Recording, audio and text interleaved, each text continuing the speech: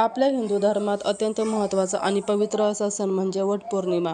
आपल्या पतीला दीर्घायुष्य लाभू दे, जन्मजन्मी हाच पती मिळू दे आणि संसार सुखाचा होऊ दे म्हणून प्रत्येक महिला अतिशय श्रद्धेने हे व्रत करते.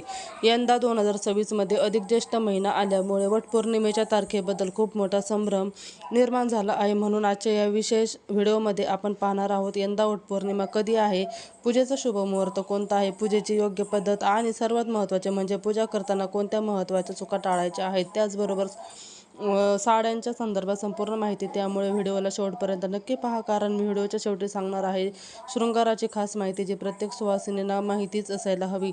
चला मग अजिबात वेळ न घालवता आपण व्हिडिओला सुरुवात करूया. चॅनेलला नवीन असाल तर सबस्क्राईब करा. सगळ्यात आधी जाणून घेऊयात यंदा पौर्णिमा कधी आहे. 2026 मध्ये अधिक मासामुळे तारीख थोडी पुढे गेली आहे.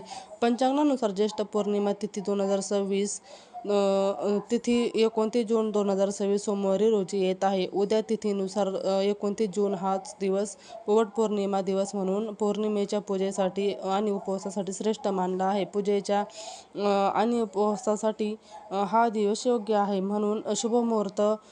पूजेचा शुभमुहूर्त हा सकाळी 8:55 पासून ते दुपारी 12:30 पर्यंत पूजेसाठी शुभ मुहूर्त आहे. या काळात केलेली पूजा फलदायक ठरते. या दिवशी शुक्ल योग आणि ब्रह्मयोग हे दोन खूप मोठे राजे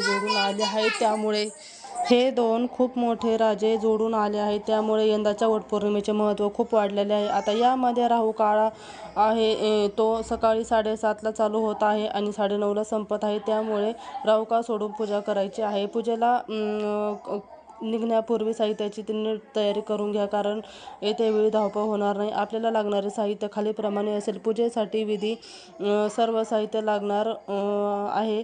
हळदी कुंकू व अक्षता, चंदन, गुलाल, वडाला बांधण्यासाठी पांढरा सुती धागा, विड्याची पाने, सुपारी, नैवेद्यासाठी पुरणपोळी किंवा सुका मेवा, 5 प्रकारची फळे, त्यात आंबा किंवा फणसाची घरे आवर्जून ठेवावी. ओले हरभरे म्हणजेच भिजलेले हरभरे किंवा त्याच प्रमाणे चण्याची डाळ, कारण सावित्रीने सत्यभामाचे प्राण परत आणण्यासाठी हरभऱ्याचा वापर केला होता अशी मान्यता आहे.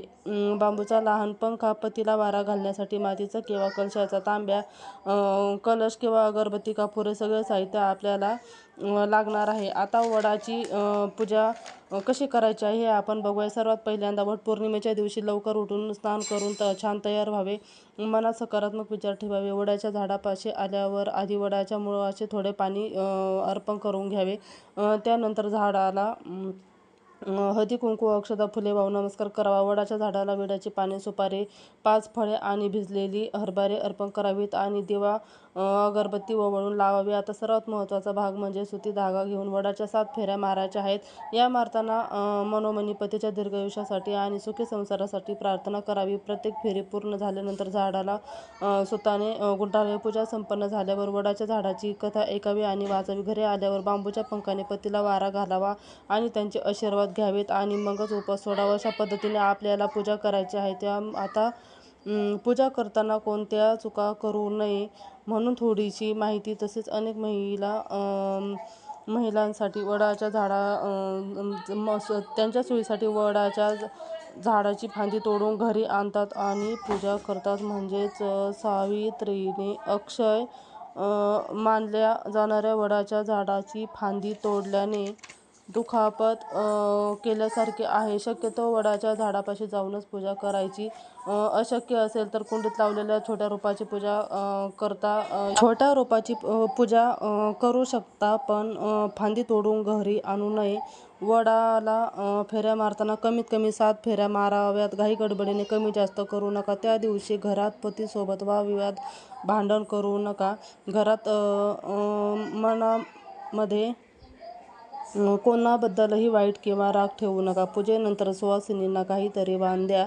वाण देताना ते काही उपयोगी येणारा वाण द्या. वाण देताना अशी काळजी घ्या. या पद्धतीने संपूर्ण वडाची पूजा करायची आहे. व्हिडिओच्या सुरुवातीला तुम्हाला सांगितलं होतं की सुवासिनींसाठी सोळा शृंगार करण्यासाठी अतिशय खास माहिती मी देणार आहे. या दिवशी मंगळसूत्र स्वच्छ करून गळ्यात घालावे. पायात चांदीची जोडवी नक्की असावी.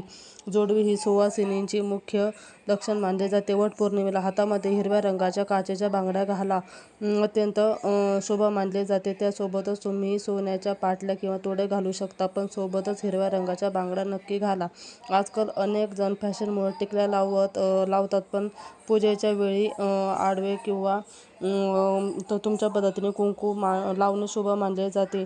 कुंकू हे सौभाग्याचे प्रतीक आहे. वटपौर्णिमेला केसांचा सोबत अंबाडा घालून त्यामध्ये मोगऱ्याचा गजरा किंवा चाफ्याचा गजरा लावा. पूजेच्या दिवशी काळ्या रंगाच्या वस्तू आवर्जून टाळाव्यात, जसं की टिकली, दोरा, साडी. अशा पद्धतीने ही शृंगाराबद्दल माहिती दिलेली आहे. आता आपण साड्या संदर्भात माहिती पाहू. वटपौर्णिमेला आपण खूप उत्साहाने नवीन साडी खरेदी करतो किंवा कपाटातील आपल्या आवडतीची एखादी साडी काढतो. पण तुम्हाला माहिती आहे का, हिंदू धर्माच्या शास्त्रानुसार आणि सर्वांच्या परंपरेनुसार सुवासिनींनी सौभाग्याचे विशेष 5 रंग सांगण्यात आलेले आहे, जे वटपौर्णिमेला नेसले जातात आणि शुभही मानले जातात. त्यासोबत असे काही रंग आहेत की आपल्याला सणामध्ये वर्ज मानले आहेत. वटपौर्णिमेला आपण उत्साहाने अनेक प्रकारच्या साड्या नेसतो. त्यामध्ये आपण पहिला रंग पाहू, हिरवा रंग. हिरवा रंग निसर्गाचा आणि समृद्धीचा आणि अखंड सौभाग्याचा रंग आहे. दुसरा रंग म्हणजे लाल रंग. हिंदू धर्मात लाल रंग हा देवीचे आणि विवाहाचे प्रतीक मानले जाते, त्यामुळे स्त्रियांनी आयुष्यात लाल रंगाला महत्त्व दिलेले आहे. तिसरा रंग म्हणजे पिवळा रंग. पिवळा रंग हा शुभ्र आणि ज्ञानाचे प्रतीक मानलेला आहे. त्याचबरोबर चौथा रंग म्हणजे गुलाबी रंग. हा रंग प्रेम, आनंदाचे प्रतीक मानलेला आहे. पाचवा रंग म्हणजे नारंगी किंवा भगवा रंग. यामध्ये अग्नीचे प्रतीक आहे. हा रंग ऊर्जेचा स्रोत मानला जातो. आणि काळा रंग, पांढरा रंग, निळा रंग या रंगाच्या साड्या घालू नका. ही माहिती आवडली असेल तर आपल्या चॅनलला नक्की सबस्क्राईब करा. सबस्क्राईब केल्याने तुम्हाला आपले नवनवीन व्हिडिओ पाहायला मिळतील. आणि त्याचबरोबर बेल आयकॉन प्रेस करून घ्या. तर व्हिडिओ आवडला असेल तर दुसऱ्यांनाही शेअर करा. तोपर्यंत भेटूया दुसऱ्या व्हिडिओमध्ये. Bye bye.